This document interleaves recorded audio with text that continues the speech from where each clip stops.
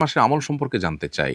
উত্তর হলো, শাবান মাস শুরু হয়েছে। শাবান মাসের সবচেয়ে গুরুত্বপূর্ণ আমল হলো এ মাসে বেশি বেশি নফল রোজা আমাদেরকে রাখতে হবে। নবী করিম সাল্লাল্লাহু আলাইহি সাল্লাম সম্পর্কে আয়েশা রাদিয়াল্লাহু তাআলা আনহা বলেছেন, কানা নবী সাল্লাল্লাহু আলাইহি সাল্লাম ইয়াসুমু শাবানা ইল্লা কালিলা। নবীজি পুরো শাবান জুড়েই প্রায় রোজা রাখতেন, সামান্য কয়েকটা দিন বাদে।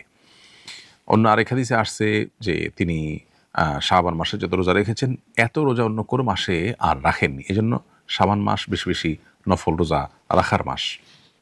শাবান মাসে নফল রোজা ছাড়া রমজানের প্রস্তুতি টাইপের কাজ হতে পারে, স্পেসিফিক কোনো আমল আর দ্বিতীয়টি নেই। আর শাবান মাসের মধ্য রজনী লাইলাতুন নিসফ মিন শাবান, সেটি হাদিসের আলোকে মর্যাদাপূর্ণ রাত হিসেবে সাব্যস্ত হয়। সেই হিসাবে আল্লাহ তাআলার কাছে মাগফিরাত চাওয়া, আল্লাহ তাআলার ক্ষমা লাভের চেষ্টা করা, সেটা মৌলিকভাবে অবশ্যই প্রশংসনীয় হতে পারে। কিন্তু এই রাতকে ঘিরে আমাদের সমাজে বহু কাজ হয় যেগুলো কোনোটির সাথে কোনো সম্পর্ক নেই, এবং এটাকে ভাগ্য নির্ধারণের রজনী হিসাবে আমরা যারা মনে করি সেটাও সঠিক ধারণা নয়। তো শাবান মাসে বেশি বেশি নফল রোজা রাখা উচিত, বিশেষ করে শুরুর দিকে, মাঝের দিকে। তবে শেষের দিকে রোজা রাখা অনুচিত এবং নিরুৎসাহিত করা হচ্ছে বিভিন্ন বর্ণনা, বিভিন্ন হাদিসে। আমি যাকাতের টাকা একটি ব্যাগে রাখি, সেখান থেকে বিভিন্ন সময় বিভিন্ন ব্যক্তিকে দিয়ে থাকি। হঠাৎ ব্যাগটি হারিয়ে গেছে, এখন কত টাকা ছিল বা আমি ইতিপূর্বে কত টাকা দান করে ফেলেছি জানা নেই, করণীয় কি? যাকাতের টাকা যে ব্যাগে আপনি রেখেছেন বা যে বাক্সে রেখেছেন সেখান থেকে কিছু কিছু করে দিয়েছেন, এবং হারিয়ে যাওয়ার আগ পর্যন্ত কত টাকা দিয়ে শেষ করেছেন আপনি জানতেন না, এই যদি হয় অবস্থা, তাহলে সেক্ষেত্রে আপনাকে অনুমান করে বের করতে হবে যে কত টাকা ইতিমধ্যে আপনি যাকাতের টাকা দিয়ে শেষ করেছেন। তাহলে আপনার সম্পদের সেই পরিমাণ যাকাত আদায় হয়ে গেছে। বাকি যেগুলো আপনার অনাদায় রয়েছে সেটা আপনাকে বের করতে হবে। এই জিনিসটা আপনাকে অনুমান করে বের করতে হবে এমনভাবে যা দিয়েছেন সেটা এর কম হবে না, এতটুকু নিশ্চিত, সেরকম একটা ফিগার আপনাকে আসতে হবে। তাহলে আপনি সেটুকু দিয়েছেন বলে ধর্তব্য হবে, আর বাকিটা আপনাকে যাকাত দিতে হবে।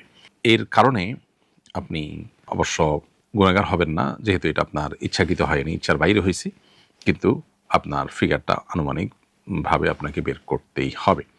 কসমের কাফারা হিসেবে যদি 7-8 বছরের শিশুকে খাবার খাওয়াই, তাহলে কি তা যথেষ্ট হবে? উত্তর হলো যে সাধারণত প্রাপ্তবয়স্ক বা প্রাপ্তবয়স্কের কাছাকাছি বয়সের মানুষকে কাফারা স্বরূপ যে খাদ্য দানের নির্দেশনাকরণে রয়েছে সেটি আদায় করতে হবে এই সমস্ত মানুষকে খাওয়ানোর মাধ্যমে। 7-8 বছরের শিশু প্রাপ্তবয়স্ক কিংবা প্রাপ্তবয়স্কের কাছাকাছি নয়, তারপরও সে যদি প্রাপ্তবয়স্ক মানুষের সমপরিমাণ খাবারের মালিক হয়, বা তাকে যদি এটা মালিক বানায় দেওয়া হয়, আপনি যদি অ্যাজ এ কাফারা তাকে দিয়ে দেন এটা, তাহলে আদায় হয়ে যাবে, এতে কোনো সন্দেহ নেই। আর বসিয়ে খাওয়ালে সে তাকে খাওয়ালে আদায় হবে না, একদল আলেমদের মতো, আরেকদল আলেমদের মতো হবে। তো নিরাপদ হলো আপনার এক্ষেত্রে প্রাপ্তবয়স্কের কাছাকাছি মানুষকে খাওয়ানো। বিশুদ্ধ মত হলো বা ফতোয়া যেটার উপরে, সেটা হলো যে 7-8 বছরের শিশুকে পেট পুরে যদি খাওয়ানো হয় তাহলেও আদায় হয়ে যাবে। আমি নিয়মিত কোরআন তেলাওয়াত করি, অভ্যস্ততার ফলে পিরিয়ড চলাকালীন সময়ও মাঝে মধ্যে কোরআন তেলাওয়াত করে ফেলি, এতে কি আমার গুনাহ হবে?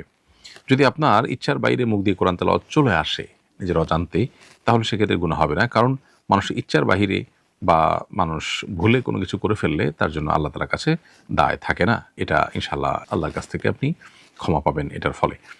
যার কারণে আপনি ইচ্ছাকৃত জন্য তেলাওয়াত না হয় সেটি লক্ষ্য করা দরকার, কারণ মাসিক অবস্থায় কোরআন তেলাওয়াত করা যাবে না। এটাই হলো জমহুর বা সংখ্যাগরিষ্ঠ আলেমদের মত, বিশুদ্ধতর মত। যদিও ইবনে তাইমিয়া রাহিমাহুল্লাহ সহ বর্তমান আরব উলামাদের অনেকে, বিশেষ করে সৌদি আরব আলেমদের অনেকেই মাসিক অবস্থায় কোরআন তেলাওয়াতকে অনুমোদন করেন। সংখ্যাগরিষ্ঠ আলেমরা অবশ্য এর খেলাফ বা ভিন্ন মত পোষণ করেন। রোজা রাখলে গর্ভের সন্তানের সমস্যা হবে, কি করব?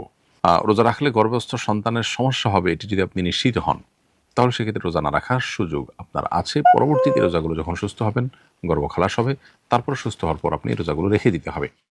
তবে গর্ভস্থ সন্তানের সমস্যা হবে এই জিনিসটা আপনাকে আগে নিশ্চিত করতে হবে। কিভাবে আপনি নিশ্চিত হলেন যে গর্ভস্থ সন্তানের সমস্যা হবে রোজা রাখতে গেলে? সামান্য একটু আশঙ্কা উপর ভিত্তি করেই এটিকে আপনি নিশ্চিত ধরতে পারেন না, বরং বিজ্ঞ এবং ধার্মিক একই সাথে রোজার গুরুত্ব বোঝেন, আবার ডাক্তার হিসাবে খুবই এক্সপার্ট এরকম মানুষের পরামর্শ, সম্ভব হলে একাধিক ডাক্তারের পরামর্শ নিয়ে যদি তারা বলেন যে না, আপনার জন্য রোজা রাখাটা উচিত হবে না, রোজা রাখলে আপনার গর্ভস্থ সন্তান মারা যেতে পারে, অঙ্গহানি হতে পারে, বিকলাঙ্গ হতে পারে, এই টাইপের কোনো সমস্যা যদি হয়, তাহলে সেক্ষেত্রে আপনি অবশ্যই রোজাগুলো না রেখে পরবর্তীতে রাখতে পারবেন। আল্লাহ তাআলা কোরআনে বলেছেন, ফামান কানা মিনকুম মারিদান আও আলা সাফারিন ফাইদ্দাতুম মিন আইয়ামিন উখর, যারা অসুস্থ থাকবে অথবা সফরে থাকবে তারা অন্য সময় রোজাগুলো রেখে দিতে পারবে। অতএব এই আয়াত আপনার জন্য প্রযোজ্য হবে। আর সামান্য একটু ঠুনকো অজুহাত বা হালকা একটু ভয়, অহেতুক ভয়, এটার উপর ভিত্তি করে আপনি রোজা না রাখার সুযোগ কিন্তু নেই। ও মুক্তাদি ভুলবশত তাশাহুদ না পড়লে কি নামাজ হবে? উত্তর হলো, মুক্তাদি যখন ভুলবশত তাশাহুদ মিস করবেন, তখনও তার নামাজ হয়ে যাবে এবং এটার জন্য কোনো সিজদায়ে সাহু দিতে হবে না।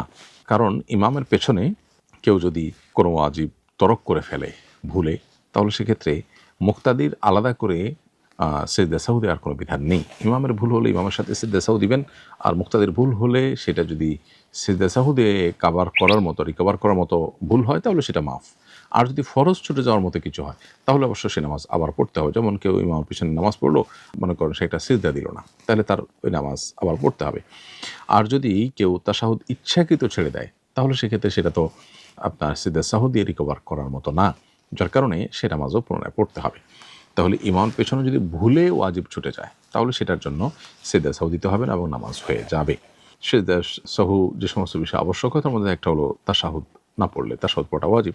সো এটা যদি ভুলে ছুটে যায়, তাশাহুদ পড়াটা মিস করে যায় মুক্তাদি, তাতে তার সিজদায়ে সাহু দেওয়া লাগবে না। বিতির নামাজ কাজা করতে হবে কিনা? উত্তর হলো বিতির নামাজ যেহেতু ফুকাহা হানাফের মতে ওয়াজিব এবং ওয়াজিব নামাজ ছুটে গেলে সেটা কাজা করতে হয়, সেই হিসাবে বিতির নামাজ কাজা করতে হবে। অনেক ওলামাদের মতেই, বরং বেশিরভাগ ইমামদের মতে বিতির নামাজ সুন্নাহ, যার কারণে সুন্নাহ ছুটে গেলে কাজা করতে হয় না, এটা হলো তাদের দৃষ্টিভঙ্গি।